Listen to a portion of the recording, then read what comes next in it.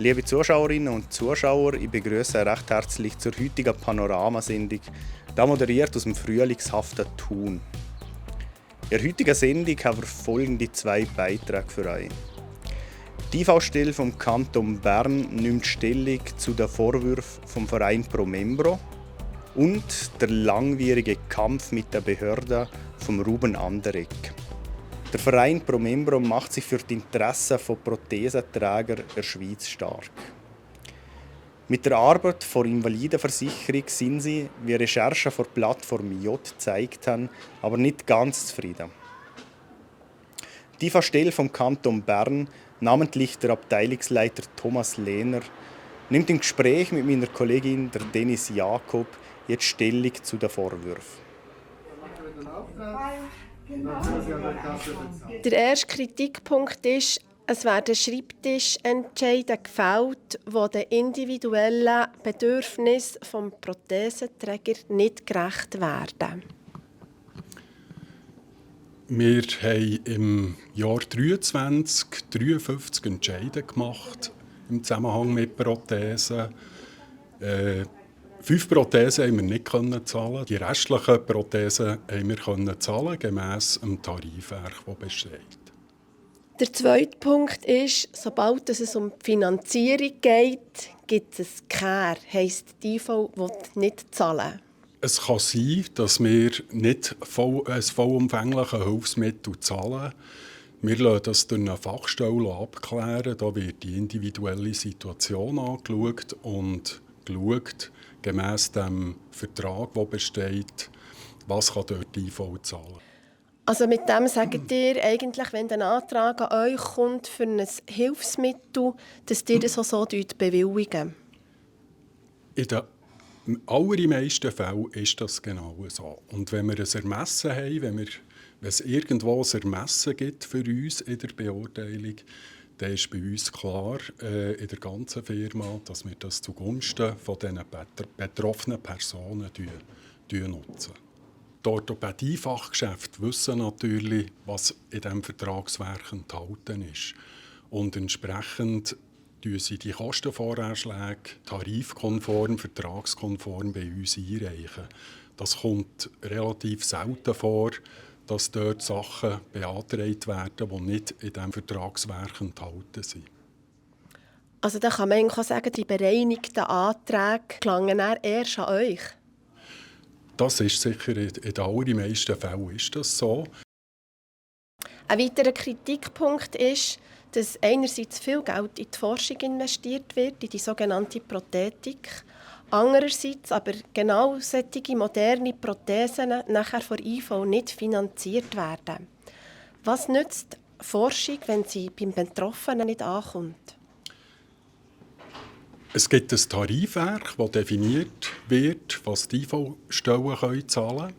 Und wenn es jetzt neue Produkte gibt, durch die technische Entwicklung, ist es Sache der Vertragspartner, zum Beispiel im Verband von der Orthopädie-Fachgeschäfte und das Bundesamt für Sozialversicherungen ist ein Vertragspartner, solche Produkte in diesen Vertrag aufzunehmen. Und wenn sie dort enthalten sind, können wir sie zahlen. Um eine gewisse Unzufriedenheit gegenüber Behörden geht es auch im nächsten Beitrag. Der Ruben Anderegg, ehemaliger Besitzer vom Gasthaus Brüniglotsch, fühlt sich von der Behörde sogar drangalisiert. Im Gespräch mit meinem Kollegen Ben Abeckler berichtet der 56-jährige Architekt vom vermeintlichen jahrelangen systematischen Amtsmissbrauch, wo ihn letztlich sogar in Ruin getrieben hat.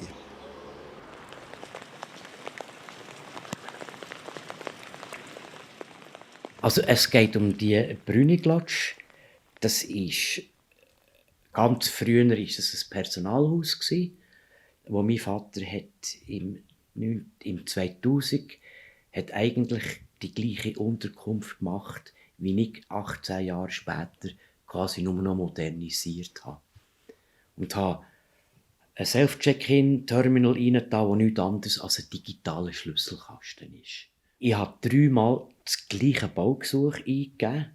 Einmal mit 12 Zimmern, nachher mit 10 Zimmern und nachher wieder mit 17 Bett, muss ich so sagen. Wir reden immer von Bett. Also wir haben eigentlich nur um Bett gekehrt.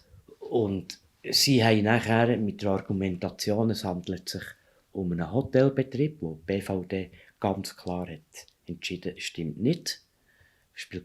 Und auch das Bundesgericht hat das mehrfach entschieden.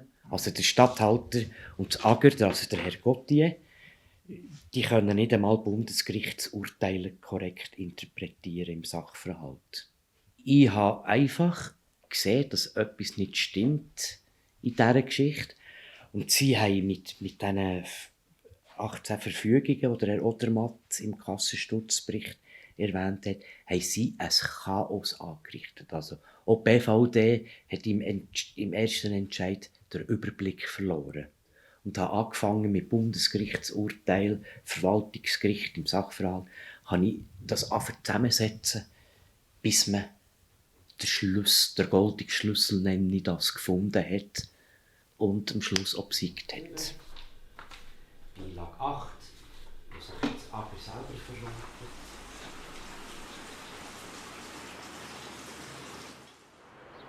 Das ist auch schon wieder vor der heutigen Panoramasendung. Mehr Infos zu den einzelnen Themen und Artikeln gibt es wie immer auf plattformj.ch oder auch in unserer App. Die Kollegen vom Meteo News verraten euch jetzt auch noch, ob es so weitergeht mit dem frühlingshaften Wetter oder eher nicht. Ich sage danke fürs Zuschauen und bis zum nächsten Mal. Ciao miteinander. Das Wetter wird euch präsentiert von Made in Bern.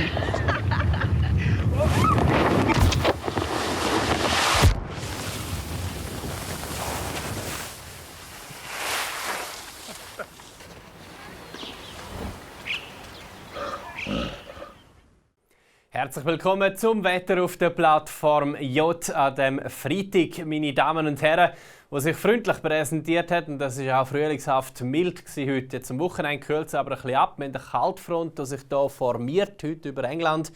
Die zieht morgen über uns rein. Das heisst, dass der Start in Samstag eine graue und nasse Angelegenheit ist. Der Wind wird auch auffrischen, also wenn man morgen zum Haus raus muss, definitiv eher eine ungemütliche Sache. Die Temperaturen sind aber nicht so kalt, so um die knapp 10 Grad. Die Schneefallgrenze wird aber dann mit dem Durchzug von dieser Kaltfront absinken auf knapp unter 1000 Meter. Es ist also grau und nass morgen am Samstag, dann wird es zum Teil auch sonnig sein, den Tag durch. Insgesamt eher wechselhaft mit ein paar Regengüssen und Schneeschauer ab 800 bis 1000 Meter bei 10 Grad und mit einem mäßigen bis starken Westwind.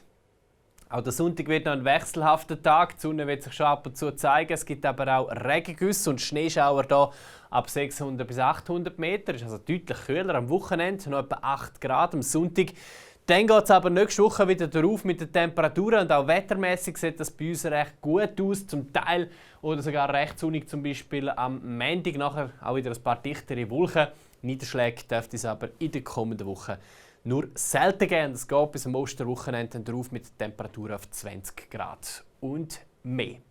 Das war vom Wetter hier auf der Plattform J. Danke fürs Zuschauen und ganz ein schönes Wochenende.